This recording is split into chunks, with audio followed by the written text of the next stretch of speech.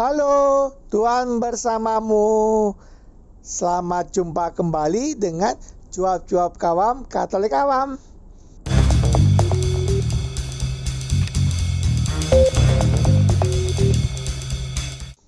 Apa kabar Bapak dan Ibu, kakak dan adik, saudara-saudara, teman-teman dan rekan-rekan semua? Semoga baik adanya, sehat, sejahtera, dan bahagia. Mari bersama dengan Cuap-Cuap Kawam Katolik Awam, kita membaca dan mendengarkan bacaan dan renungan hari ini. Ingatlah untuk memberikan suka, komentar, dan bagikan kepada yang lain, sehingga mereka dapat juga membaca dan mendengarkan bacaan dan renungan hari ini. Mari kita hening sejenak sebelum kita membaca. Bacaan pertama diambil dari Kitab Kejadian bab 15 ayat 5 sampai 12, ayat 17 sampai 18. Lalu Tuhan membawa Abram keluar serta berfirman, "Coba lihat ke langit, hitunglah bintang-bintang, jika engkau dapat menghitungnya." Maka firman-Nya kepadanya, "Demikianlah banyaknya nanti keturunanmu." Lalu percayalah Abram kepada Tuhan, maka Tuhan memperhitungkan hal itu kepadanya sebagai kebenaran. Lagi firman Tuhan kepadanya, "Akulah Tuhan yang membawa engkau keluar dari Ur Kasdim untuk memberikan negeri ini kepadamu menjadi milikmu." Kata Abram, "Ya Tuhan Allah, dari manakah aku tahu bahwa aku akan memilikinya?" Firman Tuhan kepadanya, "Ambillah bagiku seekor lembu betina berumur 3 tahun, seekor kambing betina berumur 3 tahun, seekor domba jantan berumur 3 tahun, seekor burung tekukur, dan seekor anak burung merpati." Diambilnyalah semuanya itu bagi Tuhan, dipotong 2, lalu diletakkannya bagian-bagian itu yang satu di samping yang lain. Tetapi burung-burung itu tidak dipotong 2. Ketika burung-burung buas hingga pada daging binatang-binatang itu, maka Abram mengusirnya. Menjelang matahari terbenam, tertidurlah Abram dengan nyenyak, lalu turunlah meliputinya gelap gulita yang mengerikan. Ketika matahari telah terbenam dan hari menjadi gelap, maka kelihatanlah perapian yang berasap beserta sulu yang berapi lewat di antara potongan-potongan daging itu. Pada hari itulah Tuhan mengadakan perjanjian dengan Abram serta berfirman, "Kepada keturunanmu lah kuberikan negeri ini, mulai dari sungai Mesir sampai ke sungai yang besar itu, sungai Efrat." Demikianlah sabda Tuhan, syukur kepada Allah. Bacaan kedua diambil dari Surat Paulus kepada jemaat di Filipi, bab 3 ayat 17 sampai bab 4 ayat 1. Saudara-saudara, ikutilah teladanku dan perhatikanlah mereka yang hidup sama seperti kami yang menjadi teladanmu. Karena seperti yang telah kerap kali kukatakan kepadamu, dan yang kunyatakan pula sekarang sambil menangis, banyak orang yang hidup sebagai seteru salib Kristus. Kesudahan mereka ialah kebinasaan. Tuhan mereka ialah perut mereka. Kemuliaan mereka ialah aib mereka. Pikiran mereka semata-mata tertuju kepada perkara duniawi. Karena kewargaan kita adalah di dalam sorga, dan dari situ juga kita menantikan Tuhan Yesus Kristus sebagai juru selamat, yang akan mengubah tubuh kita yang hina ini sehingga serupa dengan tubuhnya yang mulia menurut kuasanya yang dapat menaklukkan segala sesuatu kepada dirinya. Karena itu, saudara-saudara yang kukasihi dan yang kurindukan, sukacitaku dan mahkotaku, berdirilah juga dengan teguh dalam Tuhan, hai saudara-saudaraku yang kekasih. Demikianlah sabda Tuhan, syukur kepada Allah. Inilah Injil Yesus Kristus menurut Lukas bab 9 ayat 28b sampai 36.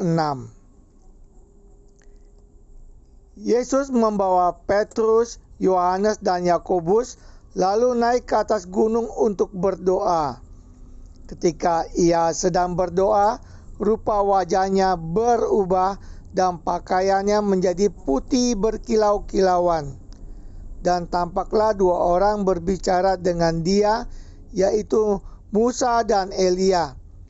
Keduanya menampakkan diri dalam kemuliaan dan berbicara tentang tujuan kepergiannya yang akan digenapinya di Yerusalem.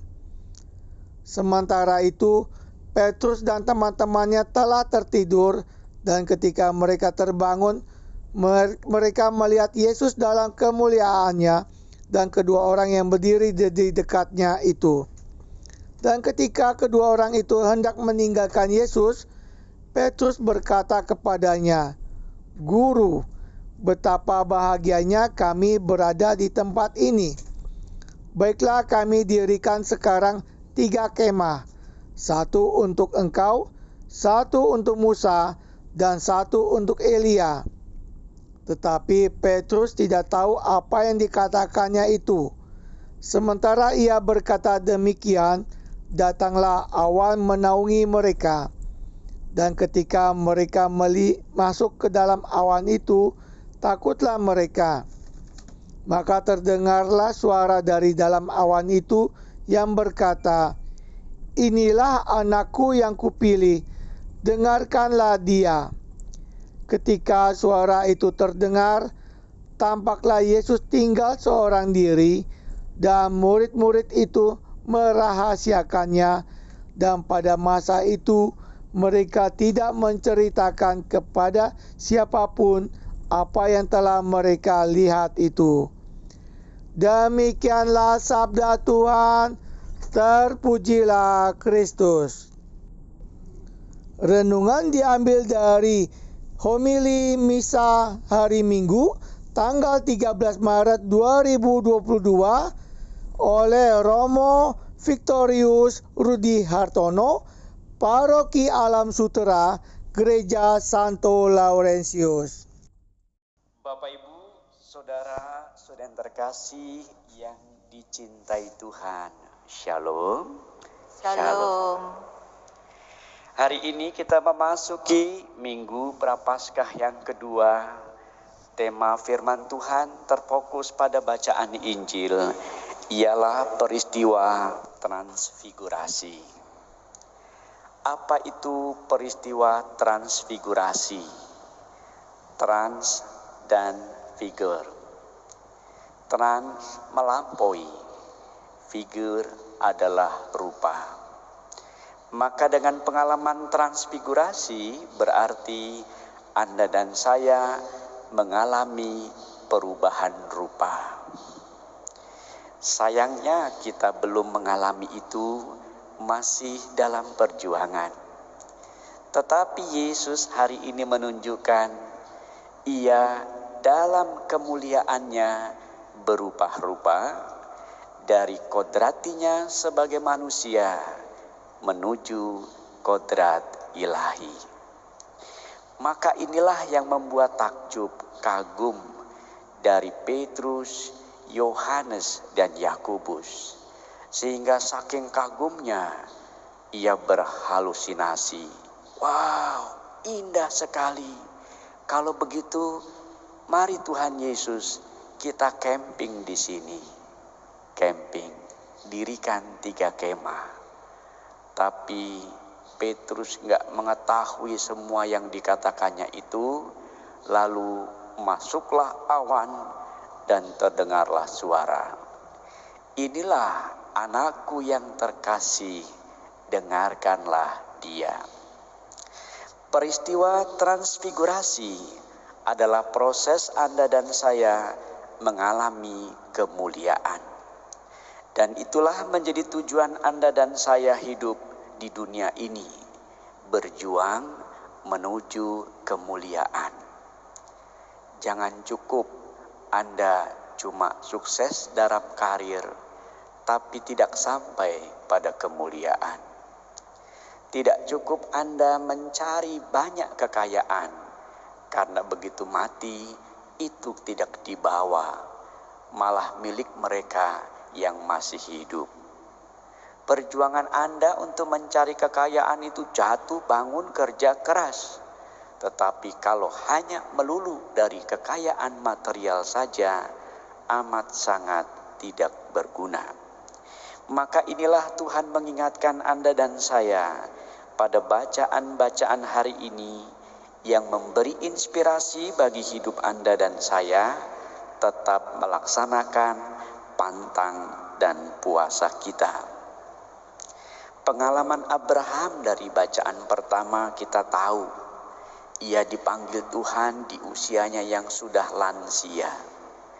Kalau bahasanya prodiakon, 60 tahun ke atas nggak boleh lagi prodiakon. Tetapi justru panggilan Abraham dimulai di usia yang tua. Dan apa yang terjadi saudara terkasih? Abraham mau karena ia yakin dan setia dengan Allah penciptanya, Yahweh yang mengatasi bumi dan langit ini. Maka pengalaman Abraham harus menjalani panggilan Tuhan melewati masa-masa sulit. Tidak gampang, lewat proses yang jatuh bangun, dan akhirnya ia terkenal sebagai apa? Bapak bangsa. Ada lagunya itu. Bapak Abraham mempunyai banyak sekali anak-anak. Saya anaknya dan kau juga. Mari puji Tuhan tangan kanan Bapak Abraham, gitu ya. Kita masih tahu bahwa semua agama-agama mengenal siapakah Abraham. Meskipun ada yang menjulukinya Ibrahim, tetapi Abraham memang dikenal sebagai bapak bangsa. Pada panggilan pertama ini, lihat apa yang dikatakan Tuhan. Abraham, coba lihat ke langit. Hitunglah bintang-bintang jika engkau dapat. Dan ternyata ia geleng-geleng dan mengatakan, tidak dapat Tuhan. Lalu Tuhan berkata, demikianlah banyaklah nanti keturunanmu. Sebuah proses panjang, panggilan Abraham yang tidak mudah ini melalui sebuah proses jatuh bangun, akhirnya menuju ke tanah perjanjian, tanah kerajaan Allah. Pengalaman rohani Santo Paulus yang kita temukan dalam bacaan kedua melukiskan Anda dan saya mengenai tantangan kita untuk bisa mencapai dan menggapai kesempurnaan itu. Disebutkan oleh Santo Paulus, tantangannya adalah musuh salib Kristus. Apa itu musuh salib Kristus? Dikatakan di sana, mereka-mereka yang fokus hidupnya hanya dalam perkara-perkara duniawi. Menarik juga ya, dikatakan kemuliaan mereka adalah perut. Saya kadang melihat perut saya, nggak gendut banget kok ya. Berarti nggak terlalu mulia. Tetapi yang dimaksudkan di sini adalah perut, segala sesuatu yang kenikmatan, yang hedonisme, etc., etc. Dan Yesus dalam bacaan Injilnya menegaskan peristiwa transfigurasi, perubahan rupa dari kodrat manusia menuju keilahian. Dengan peristiwa bacaan-bacaan yang kita dengarkan hari ini Bapak Ibu Saudara yang terkasih, lalu apa yang bisa kita petik menjadi inspirasi dari pantang dan puasa kita? Bagi saya merumuskan firman-firman Tuhan hari ini, meneguhkan hidup Anda dan saya, minimal dari saya pribadi, untuk menggapai kesucian itu. Pertama, ketika kita mau menuju kepada kemuliaan, orang harus melewati jalan-jalan penderitaan, berjuang dan bekerja keras, bebas atau membebaskan diri dari zona nyaman. Inilah transfigurasi dalam hidup Anda dan saya. Dan kenyataan hidup yang kita harus jalani ini memang membutuhkan perjuangan yang tidak mudah. Ada beberapa contoh yang mungkin bisa kita ambil sebagai inspirasi. Bapak Ibu, saya pernah dicintai orang gila. Dicintai oma-oma biasa itu. Dicintai ibu-ibu apalagi. Dicintai muda remaja belum tentu pasti, karena mereka melihat tinggi badan sekarang ya. Tetapi perjuangan ketika itu saya ingat ditugaskan di gelandangan.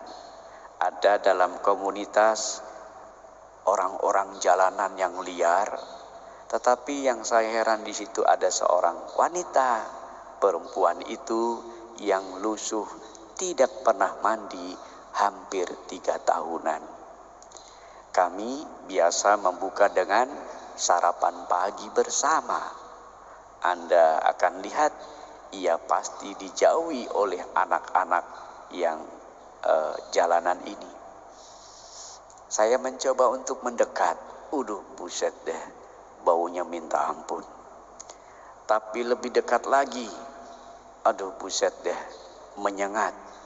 Makan rasa opor, tapi sebetulnya itu, oh my God, seperti makan di tempat sampah. Baunya minta ampun. Tetapi saya mencoba mempelajari siapakah perempuan ini. Tiap pagi ketika anak-anak jalanan berkarya lagi di jalanan, saya tinggal dengan perempuan ini. Dan saya berkata, namanya kebetulan Uwa. Uwa, apa kabar hari ini? Diam aja. Uwa, selamat pagi. Diam aja. Uwa, selamat pagi dong. Malah sinis. Oh my God.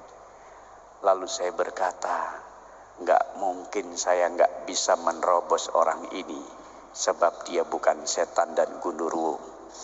Saya akan terobos, dia juga manusia. Maka saya mengambil taktik lain.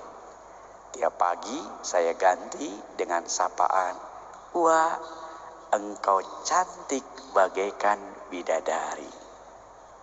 Diam, tenang. Wah, engkau cantik bagaikan bidadari. Diam lagi, oke. Wah, engkau cantik bagaikan bidadari. Disiram saya kuah opor. Sampai ke muka saya. Buset, enak juga sih ya. Tapi batik saya luntur semua itu ya yang saya pakai. Oke, no problem. Tapi tiap hari saya bilang, wah, selamat pagi, engkau cantik bagaikan bidadari. Apa yang terjadi? Sampo di gudang 7 botol habis. Itu kata pembina. Ada apa Kak Frater? Dulu saya masih Frater. Kok tiba-tiba Uwa itu menghabiskan sampo sampai 7 botol? Waduh, saya nggak tahu Kak. Ya nanti kita pelajari ya. Cepat habis di gudang ini. Uwa itu rambutnya panjang sampai ke lutut. Ya. Ternyata dia sampoan terus, sisiran terus, dan mulai mandi. Tenang saya.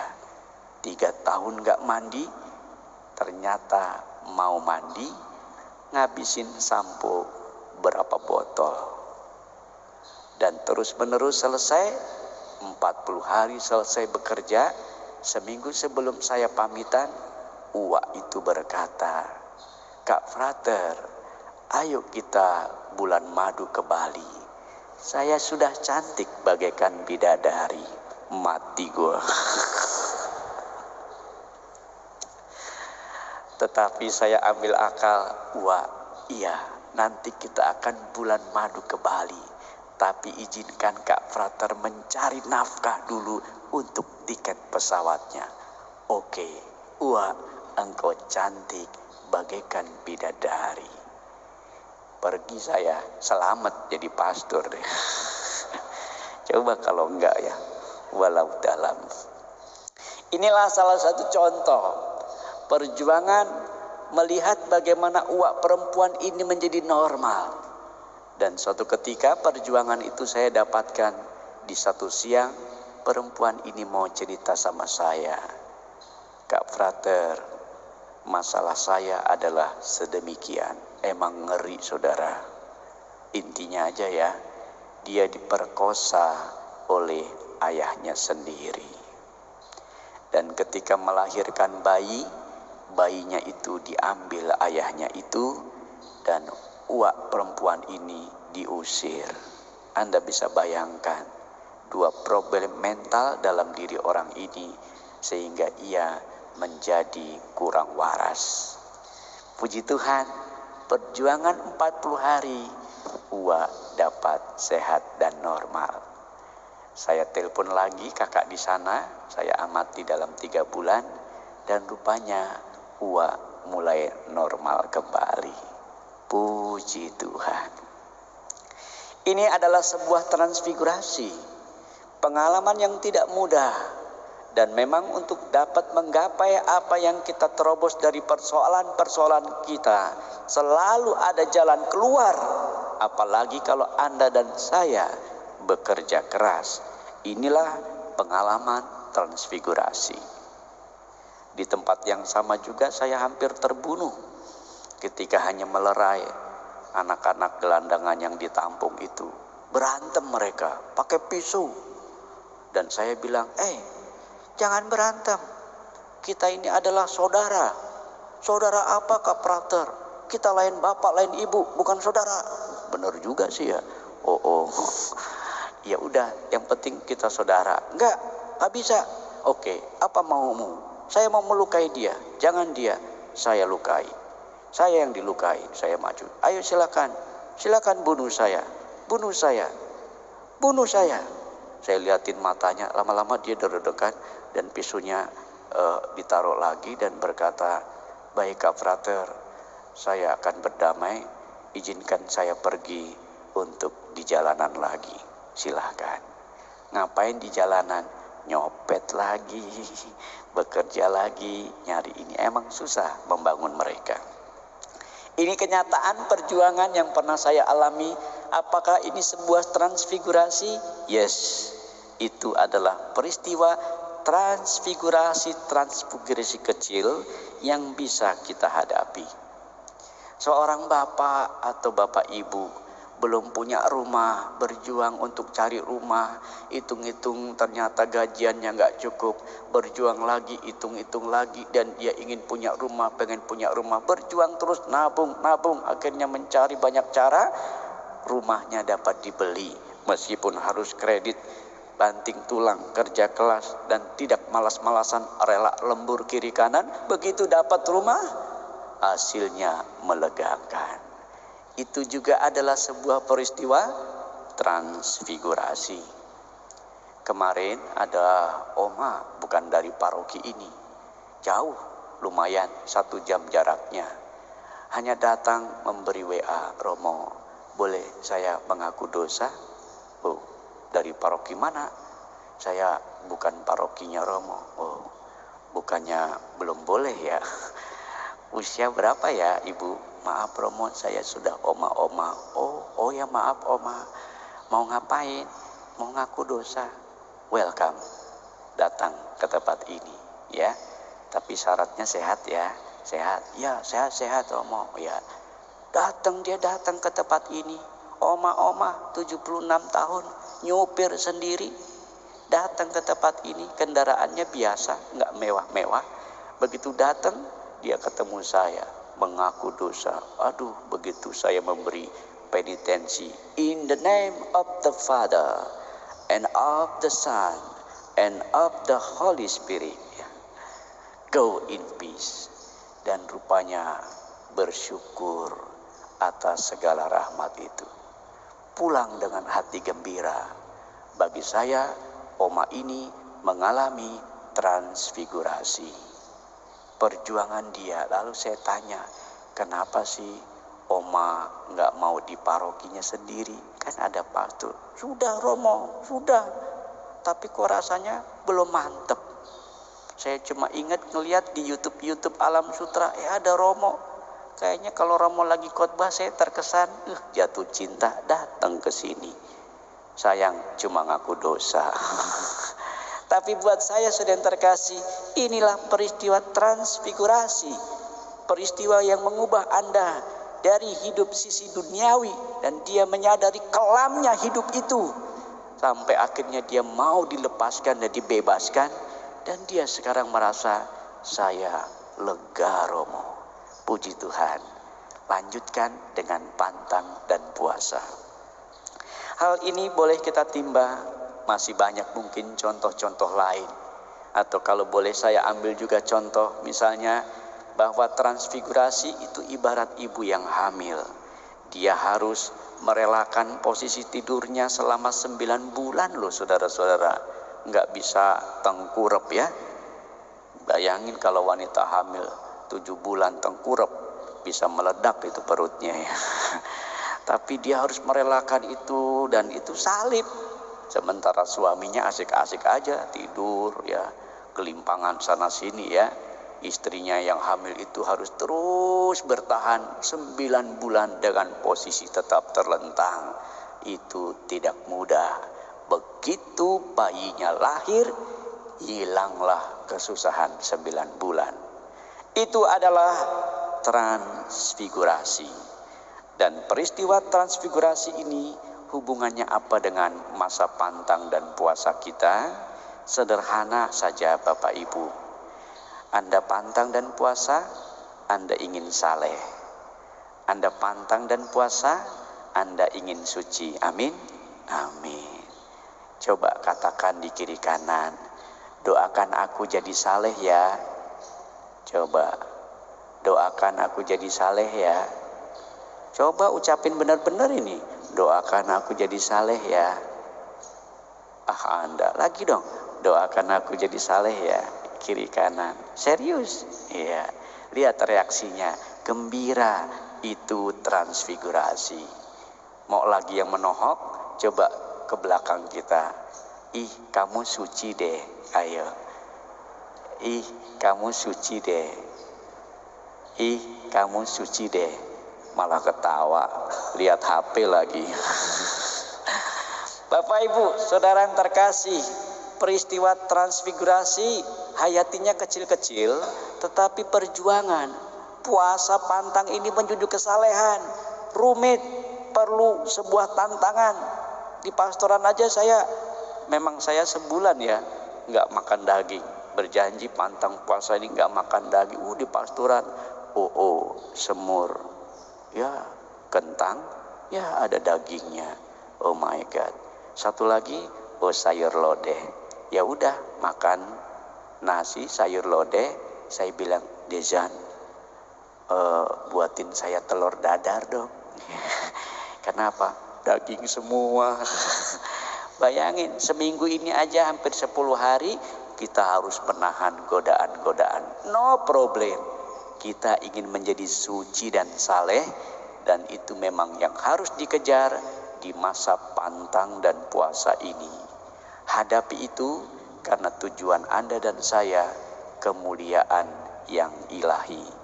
Yesus mengatakan, "Hai Petrus, hai Yakobus, hai Yohanes, kalau engkau pengen mulia seperti aku, mari kita turun gunung, kerja keras dulu, dan berjuang mewartakan itu. Petrus mati disalib. Yakobus juga mengalami yang sama ketika mewartakan Injil. Setelah peristiwa transfigurasi ini, Yesus masuk ke Yerusalem, sengsara dan wafat. Maka ini adalah catatan kecil. Kalau pengen jadi suci dan saleh, mari kita berjuang, kerja keras, dan meninggalkan zona nyaman itu. Semoga pantang dan puasa kita mengalami transfigurasi dengan banyak mati raga, kursus-kursus rohani, rajin baca kitab suci, rajin berdoa dan ikut ekaristi ini. Anda pun yang offline berjuang untuk tidak takut dan rebutan dalam bela rasa. Puji Tuhan, inilah transfigurasi. Anda mau offline. Ada banyak loh takut offline. Bapak Ibu yang streaming, jangan takut. Mari penuhi gereja. Puji Tuhan, gereja kita ketat dengan panitianya. Luar biasa. Yuk kita mengalami transfigurasi, sambut tubuh Tuhan secara nyata. Jangan dibatin terus, nanti bisa tekanan batin. Jangan offline, jangan takut. Amin, amin. Akhirnya, mari kita bertransfigurasi menuju kesempurnaan. Seorang anak duduk gelisah. Ayahnya meninggal jauh dari rumah. Anda menjawab, cakep. Kasih Tuhan membuatnya tabah. Selalu ada jalan untuk berbenah. Cakep. Tuhan memberkati. Amin.